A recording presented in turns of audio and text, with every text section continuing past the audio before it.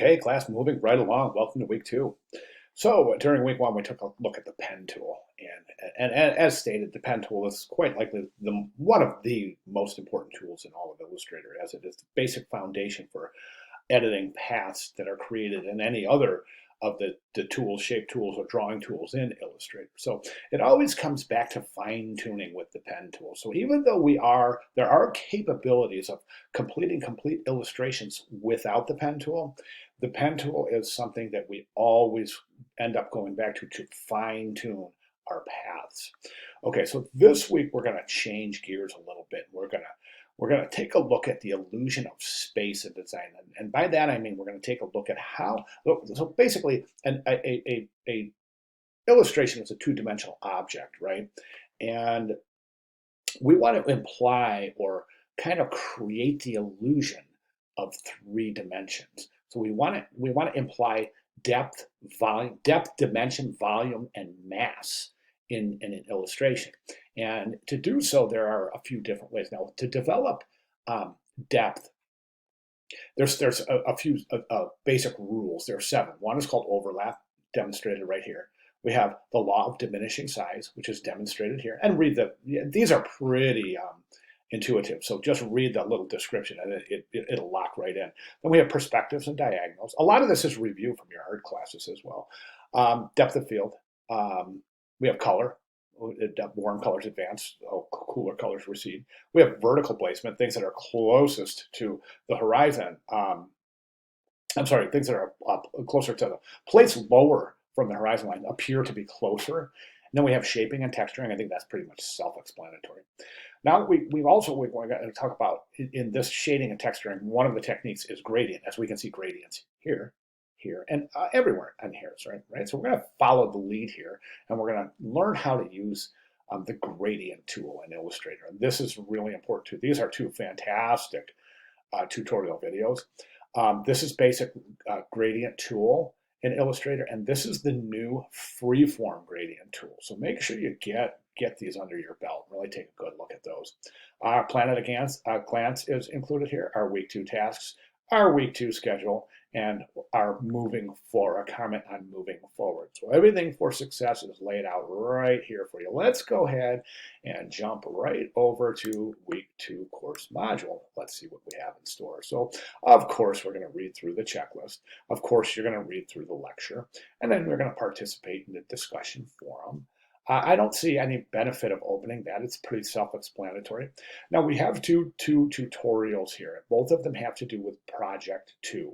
Now, in the first tutorial here, that's called Week 2 Project Video Tutorial, this is Professor Waterman, and he's describing how to set the file up and how to approach this assignment using an image, either a still from a movie or a basic image. And basically what we do is we set it up as a template layer and we illustrate the image. Now I want to add something to this. What I've included here, how to complete week two, is a illustrative a template that you can use.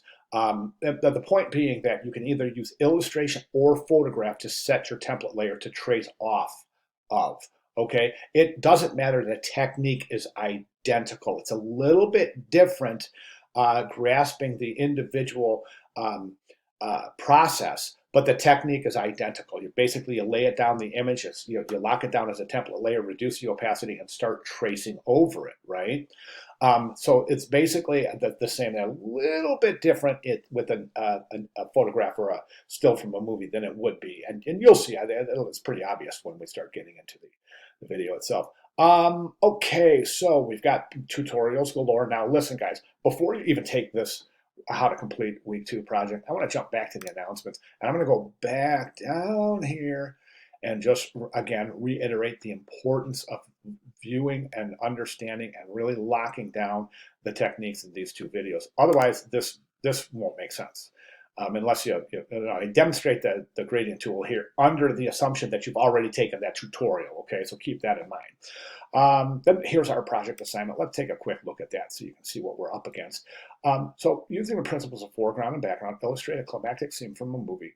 The required elements are a horizon, one or more foreground elements or characters, one or more background elements or characters. So in the demonstration that I've done, there's a foreground, there's the lion for the foreground image, then there's the tree for the horizon image, and then there's the moon as the background image. So everything is covered in there. Now listen, guys, if you can't find a climactic scene from a movie, that's okay. Just pick a scene from a movie.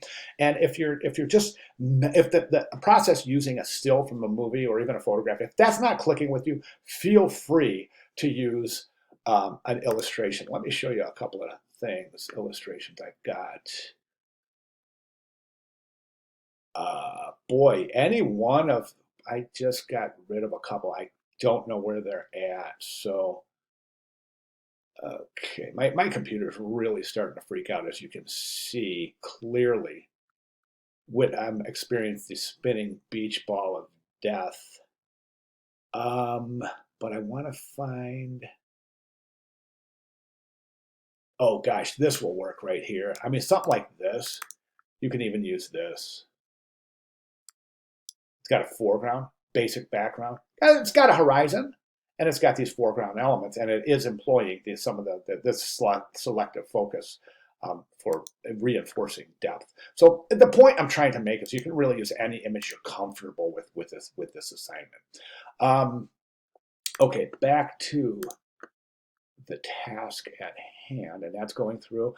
Then we have our visual critique and our quiz. And that's it, guys. Now, I say that's it, but you're going to find that this is going to take a minute, okay? Follow the tutorials, and back in week 1, I also go through this. Let me jump over to week 1, and I want to show you a couple of tutorials in here. Now, if these you probably, this is basic pen tool, this is curvature tool, and then we have how to complete project 1. But this video shows you how to color your artwork once the line work is complete. So definitely want to look at that if you haven't already. That shows you how to establish a live paint group, which is far and away the easiest way to color your work in Illustrator. So definitely want to take a look at that. Okay, guys, that's what I have for welcome to week 2. Any questions, comments, concerns, clarifications, any of the above, please let me know. I'll be glad to accommodate in that regard in any way needed. Guys, again, just want to reiterate, now, again, those of you who have gotten a hold of me during week 1, you're not waiting for me. I respond immediately. And I'm pretty darn engaged in class here, so please understand, no question too big, no question too small. They're all valid questions, so lay them on me, guys. If you got them, I'm answering them, okay? All right, again, guys, thanks. Welcome to week 2. Everyone's doing fantastic, and I'll see you guys in class. Thank you very much.